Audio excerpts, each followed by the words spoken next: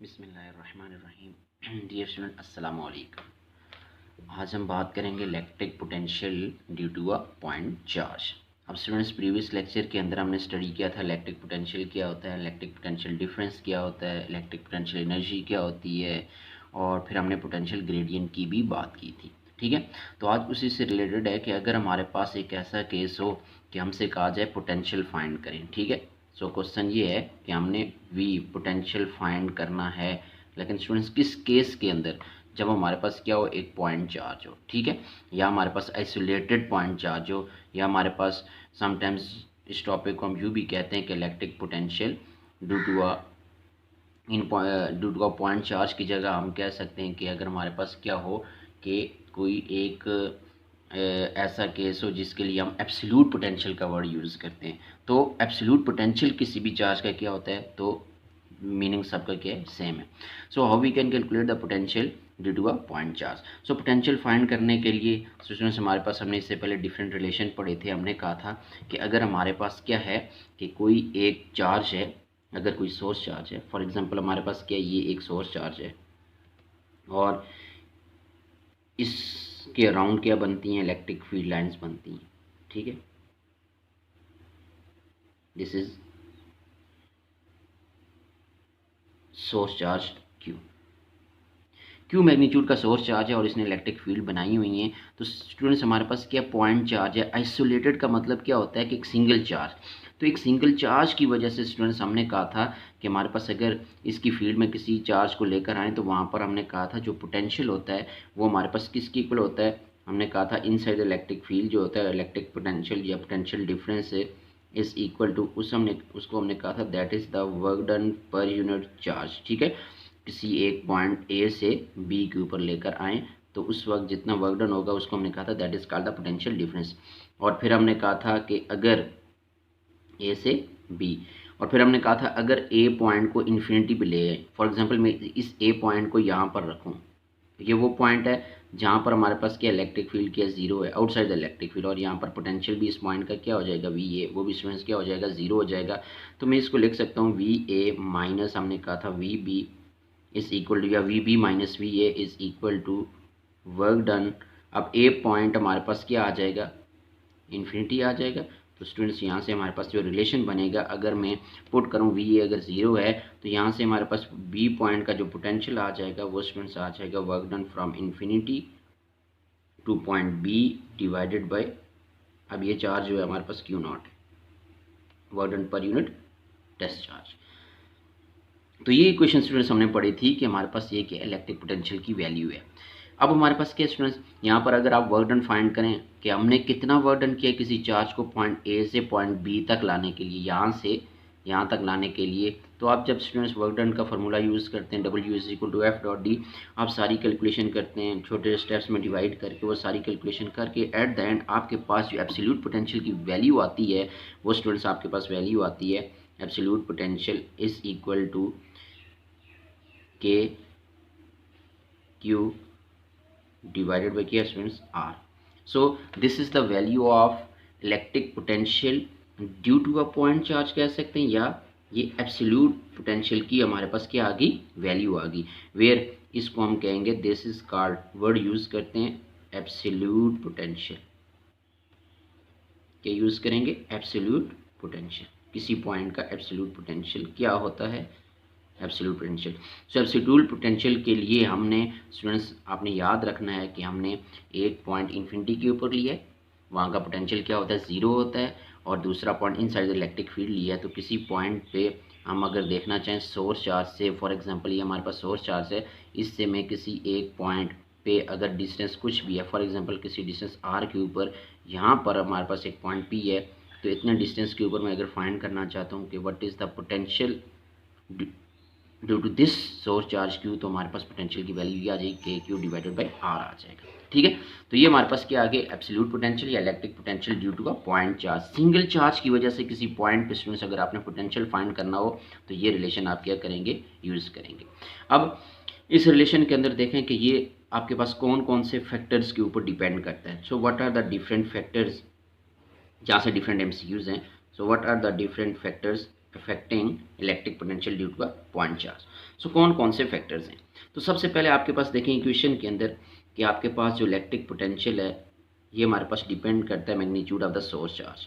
तो हम कहेंगे electric potential is directly proportional to Q, where students this Q, याद रखना है स्टूडेंट्स ये आपके पास क्या है, Q is the magnitude of क्या है, source charge, not test charge, ठीक है। सोर्स चार्ज की मैग्नीट्यूड कितनी है, ठीक है, उसके ऊपर डिपेंड करेगा। तो यहाँ से हम देख सकते हैं कि अगर सोर्स चार्ज की मैग्नीट्यूड को इंक्रीज़ करें तो स्टूडेंट्स आप देख सकते हैं कि डायरेक्ट रिलेशन है, तो पोटेंशियल बी किसी पॉइंट पे क्या हो जाएगा, इंक्रीज हो जाएगा, ठीक है। ये पहला फैक्टर आ गया।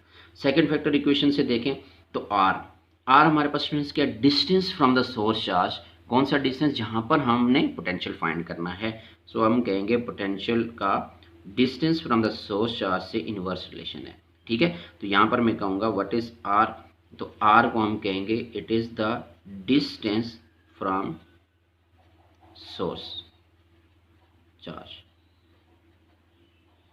तो स्टूडेंट्स फिजिक्स के अंदर आपने याद रखना है, अगर आप एक इक्वेशन को सही तरह से अंडरस्टैंड कर जाएं कि उसके अंदर कौन कौन सी फिजिकल क्वांटिटी यूज़ हो रही हैं, उनका मीनिंग क्या है, कौन कौन सी टर्म्स हैं और उनका आपस में डायरेक्ट रिलेशन है, इनवर्स रिलेशन है, कौन कौन से फैक्टर हैं जिन पे वो इक्वेशन डिपेंड करती है और कौन से फैक्टर हैं जिन पे डिपेंड नहीं करती, तो किसी भी तरह के क्वेश्चन का एमसीक्यूज़ का आप आसानी के साथ क्या कर सकते हैं, इक्वेशन से आंसर दे सकते हैं। सो इस इक्वेशन के अंदर हमने कहा magnitude of the source charge को अगर डबल करेंगे तो पोटेंशियल भी क्या हो जाएगा, डबल हो जाएगा। फॉर एग्जांपल अगर हम किसी एक पॉइंट का पोटेंशियल हमारे पास क्या है, आर है, अगर वहाँ से हम डिस्टेंस बढ़ाएंगे तो पोटेंशियल क्या हो जाएगा, उसी रेशियो से स्टूडेंट्स कम हो जाएगा। देयर इज़ इनवर्स रिलेशन, अगर मैं सोर्स चार्ज से दूर चला जाऊँ, ठीक है, तो पोटेंशियल क्या होता जाएगा, जैसे जैसे दूर जाते जाएंगे इस सोर्स चार्ज से, तो पोटेंशियल क्या होता जाएगा, कम होता जाएगा। तो ये हमारे पास क्या आगे दो फैक्टर्स आगे जिनके ऊपर पोटेंशियल डिपेंड करता है। तीसरा फैक्टर आपके पास स्टूडेंट्स आ जाता है, दैट इज़ वेरी इंपॉर्टेंट, वो आपके पास आ जाता है कि अगर हमने दो चार्ज को किसी भी चार्ज के अराउंड हमने देखना है कि मीडियम कौन सा रखा हुआ है, ठीक है। सो उसके लिए मैं वर्ड लिखूंगा कि आपके पास डाइइलेक्ट्रिक मीडियम अगर कोई और है, एयर या वैक्यूम के अलावा कोई और अगर मीडियम है किसी चार्ज के अराउंड, ठीक है, और उसकी अगर परमिटिविटी या डाइइलेक्ट्रिक कांस्टेंट की वैल्यू क्या एप्सिलॉन है, तो उस केस में हम देखते हैं कि क्या पोटेंशियल इंक्रीज होगा या डिक्रीज होगा। तो स्टूडेंट्स याद रखना है कि डाइइलेक्ट्रिक के केस में, डाइइलेक्ट्रिक मीडियम के केस में हमारे पास जो पोटेंशियल होगा वो हमारे पास क्या होगा, तो हमें पता है अगर पोटेंशियल अगर हमारे पास क्या हो, वैक्यूम हो, क्या हो, वैक्यूम हो, तो पोटेंशियल हमारे पास है V is equal to K Q divided by R, और के की वैल्यू अगर मैं पुट करूँ 1 divided by 4 pi epsilon not Q divide by R. तो ये स्टूडेंट्स आपके पास इक्वेशन 1 आ गई। ये वो इक्वेशन है जब आपके पास किसी चार्ज के राउंड के स्टूडेंट्स या तो एयर है या वैक्यूम है और हमने किसी डिस्टेंस आर के ऊपर उसका पोटेंशियल फाइंड करना हो। और अगर हम क्या करें, किसी चार्ज के अराउंड एयर या वैक्यूम के अलावा कोई और मीडियम प्लेस कर दें, किसी और मीडियम को रखें, तो उस वक्त हमारे पास क्या हो जाएगा, जो पोटेंशियल की वैल्यू होगी फॉर एनी मीडियम, तो वो स्टूडेंट्स आ जाएगी 1 डिवाइडेड बाई 4 पाई। अब स्टूडेंट्स यहाँ पर कोई और मीडियम होगा उसकी परमिटिविटी आ जाएगी एप्सिलॉन, तो बाकी फैक्टर्स हमारे पास क्या रहेंगे, सेम रहेंगे, क्यू और आर। तो यहाँ से हमारे पास क्या है स्टूडेंट्स, वही एप्सिलॉन होता है, epsilon not into epsilon R. तो यहाँ पे हम पहला एमसीक्यू जो हमारे पास बन जाएगा वो हमारे पास ये बन जाएगा कि V M is equal to, तो यहाँ से students 1 divided by 4 pi epsilon not epsilon R करें, क्यू डिवाइड बाई आर करें, तो बाकी सारे फैक्टर्स को देखें तो वो इक्वेशन 1 से हमारे पास पोटेंशियल इन वैक्यूम बनते हैं। तो यहाँ से हम कहेंगे जो पोटेंशियल इन वैक्यूम होगा और पोटेंशियल इन मीडियम होगा, उनका आपस में जो रिलेशन होगा वो हमारे पास ये बन जाएगा। और ये रिलेशन स्टूडेंट्स आपको क्या बता रहा है, ये रिलेशन आपको बता रहा है कि अगर एयर के अलावा वैक्यूम के अलावा कोई और मीडियम किसी सोर्स चार्ज के अराउंड रखें तो हमारे पास क्या होगा, पोटेंशियल जो होगा वो क्या होगा, डिक्रीज होगा। क्या कहेंगे, हम कहेंगे द पोटेंशियल रिड्यूसेस, पोटेंशियल क्या हो जाएगा, रिड्यूस हो जाएगा। कितना रिड्यूस हो जाएगा, हम कहेंगे by a factor of epsilon R. Epsilon R times हमारे पास क्या होगा, पोटेंशियल क्या हो जाएगा, डिक्रीज हो जाएगा या रिड्यूस हो जाएगा। तो ये बड़ा इंपॉर्टेंट रिजल्ट है जो आपसे पूछा जा सकता है, ठीक है। अब अगर इससे रिलेटेड एमसीक्यूज पूछे, अगर आपसे कहे कि बताएं कि अगर हमारे पास क्या है, कोई एक सोर्स चार्ज है, उसकी मैग्नीट्यूड फॉर एग्जांपल कुछ भी है और 2 माइक्रोकूलम है, कुछ भी है मैग्नीट्यूड, और किसी डिस्टेंस r के ऊपर अगर हम उसका पोटेंशियल फाइंड करें तो किसी डिस्टेंस के ऊपर r के ऊपर उसका पोटेंशियल फॉर एग्जांपल कहता है कि आपके पास कितना आ रहा है, 4 वोल्ट आ रहा है। कितना आ रहा है, 4 वोल्ट। ठीक, कब, जब आपने मीडियम क्या रखा हुआ है, एयर या वैक्यूम रखा हुआ है। सो अब कहता है कि अगर उस सोर्स चार्ज के अराउंड क्या करें, कोई और डाइलेक्ट्रिक मीडियम अगर प्लेस कर दें, अगर उसकी रिलेटिव परमिटिविटी अगर एप्सिलॉन आर की वैल्यू स्टूडेंट्स क्या हो, कुछ भी हो, अगर कहे कि वो हमारे पास 2 है, तो बताएं अब हमारे पास जो पोटेंशियल की वैल्यू होगी वी एम उस मीडियम के अंदर वो कितनी होगी। तो स्टूडेंट्स हमारे पास आसान से एमसीक्यूज है, तो हमेशा गिवन डेटा को जब आप क्या करते हैं सिंबल्स की फॉर्म में रखते हैं, तो आपके पास क्या है, वैक्यूम में हमारे पास पोटेंशियल हो, मीडियम का पोटेंशियल और एप्सिलॉन आर, इनका आपस में क्या रिलेशन है, तो हमें पता है कि किसी भी मीडियम के अंदर अगर पोटेंशियल हो और वैक्यूम का अगर पोटेंशियल हो, दोनों का आपस में जो रिलेशन है वो हमारे पास क्या बनता है, ये बनता है। तो यहाँ से वैल्यू सपोर्ट करते हैं, तो आपके पास स्टूडेंट्स वी एम की वैल्यू क्या आ जाएगी, वी वैक्यूम आपके पास कितना है 4 डिवाइड बाई 2, तो आपके पास कितना आ जाएगा 2 वोल्ट आ जाएगा। तो यहाँ से आप प्रैक्टिकली भी स्टूडेंट्स देख सकते हैं एयर के अंदर पोटेंशियल हमारे पास क्या था, ज़्यादा था, और जब हमने एयर या वैक्यूम को हटा के कोई और मीडियम रखा है, ठीक है, तो पोटेंशियल क्या हो गया, डिक्रीज हो गया। तो यहाँ से हमने फाइनली फिर मैं ये एक रिजल्ट लिख सकता हूँ कि आपके पास जो होगा वो V पोटेंशियल इन मीडियम वो हमेशा क्या होगा, लेस होगा, किससे, पोटेंशियल इन वैक्यूम से। क्यों, क्योंकि स्टूडेंट्स हमारे पास यहाँ पर देखें जो एप्सिलॉन आर है इसकी वैल्यू एयर के लिए 1 आती है, बाकी हर एक मीडियम के लिए इसकी वैल्यू क्या आ जाएगी, ग्रेटर देन 1 आ जाएगी। तो जब भी ग्रेटर देन 1 वैल्यू सपोर्ट करेंगे तो आंसर यहाँ पर क्या डिक्रीज होता जाएगा। तो मीडियम के अंदर पोटेंशियल और वैक्यूम के अंदर देखें तो हमेशा वैक्यूम का पोटेंशियल क्या होगा, ज़्यादा होगा as compare to any other medium. तो ये हमारे पास क्या आ गया, एक बड़ा इंपॉर्टेंट पॉइंट आ गया जो आपने याद रखना है। ठीक है, अच्छा अब मज़ीद इससे रिलेटेड और डिफरेंट जो एमसीक्यूज़ हैं, जो पॉइंट्स हैं जो आपसे पूछे जा सकते हैं, उनको हम क्या करते हैं, 1 बाय 1 डिस्कस करते हैं। अच्छा, तो डियर स्टूडेंट्स नेक्स्ट पॉइंट देखते हैं। नेक्स्ट पॉइंट हम यहाँ से देख लेते हैं कि अगर आपसे ग्राफ पूछ सकता है तो हम इसको ग्राफिकली कैसे रिप्रेजेंट कर सकते हैं। So how we can represent the graph of potential versus source charge, potential versus distance. तो अगर आपके पास स्टूडेंट्स देखें इक्वेशन के अंदर आपके पास देखें तो यहाँ से हमारे पास ग्राफ अगर मैं ड्रा करूँ सो 2 ग्राफ आप ड्रा कर सकते हैं।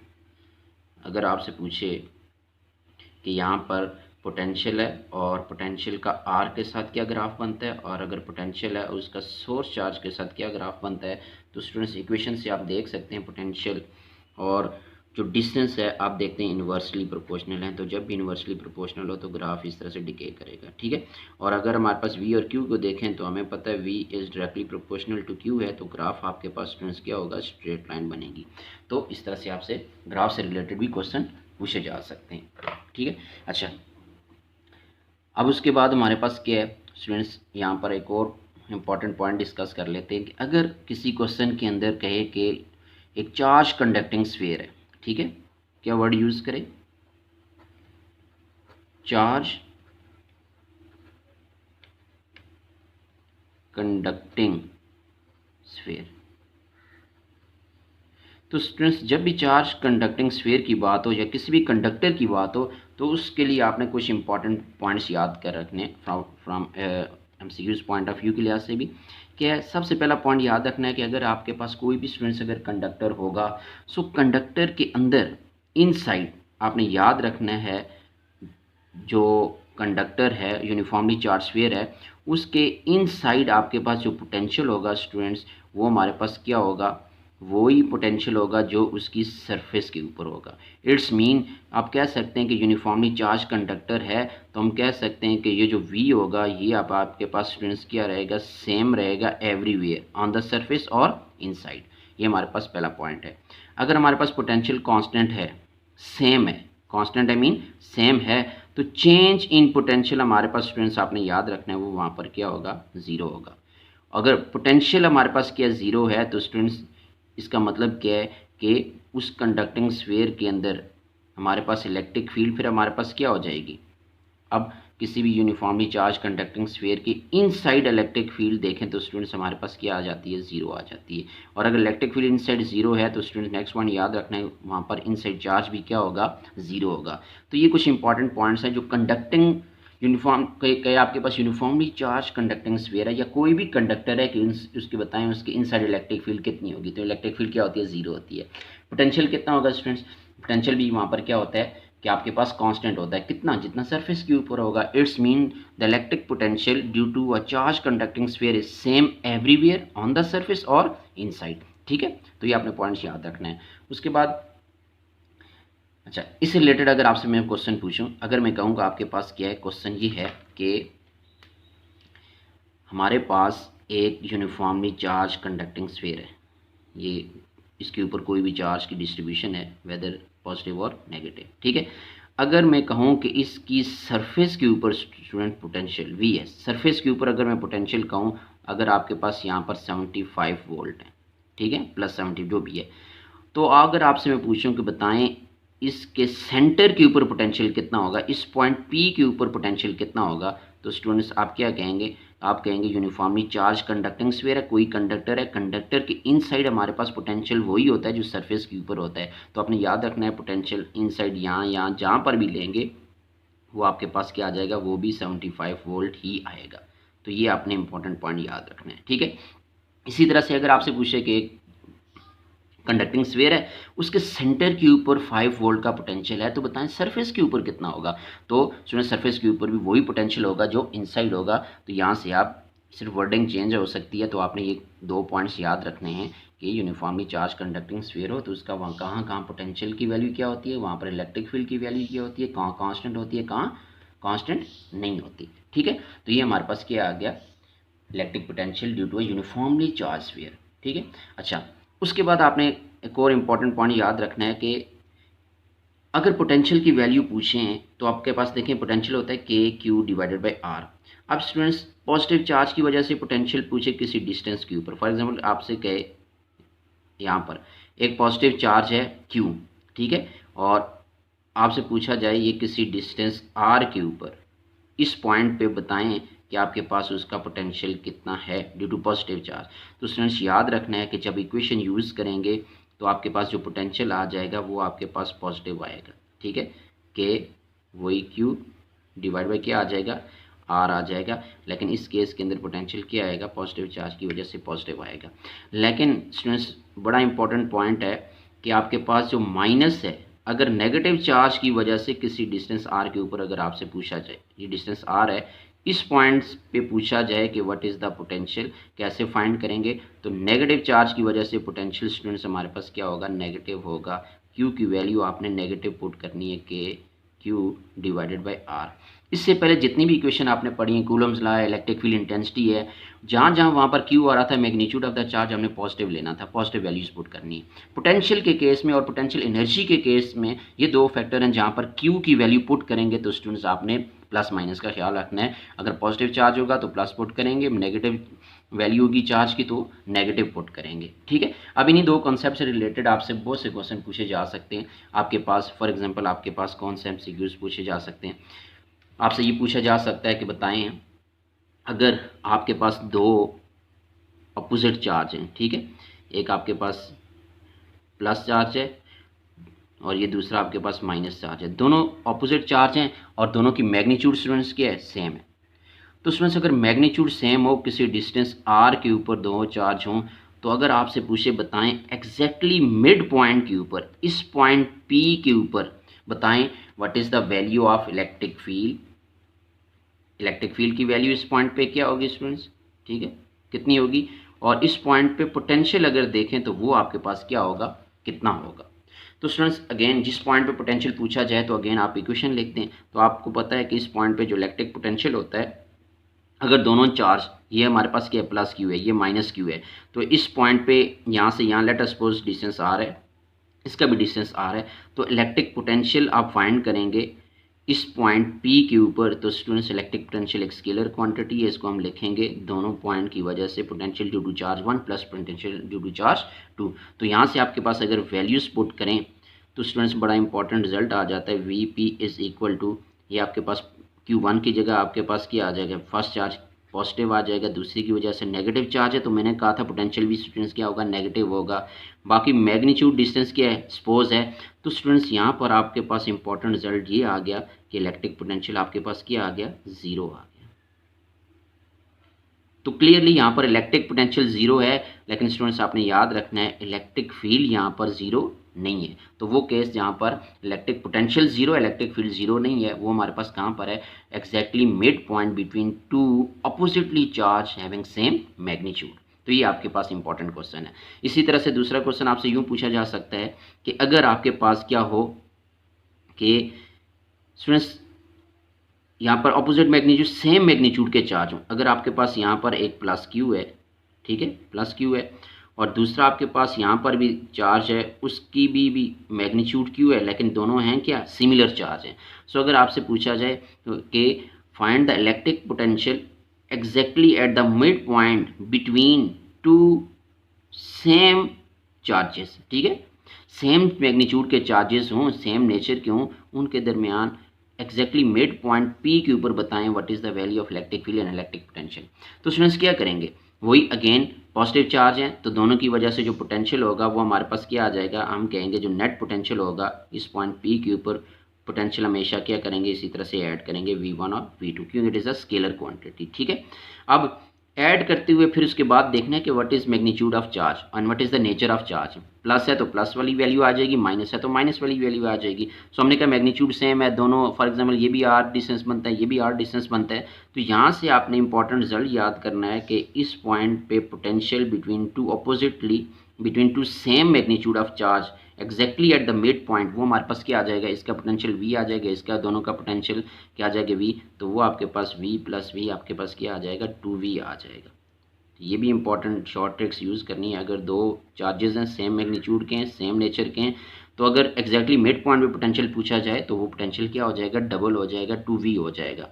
अब पोटेंशियल हमारे पास यहाँ पे क्या आ गया, 2V आ गया। और अगर इलेक्ट्रिक फील्ड अगर आपसे पूछे तो इस केस के अंदर स्टूडेंट्स याद रखना है, बड़ा इंपॉर्टेंट पॉइंट है, इस केस के अंदर इलेक्ट्रिक फील्ड कितनी होगी।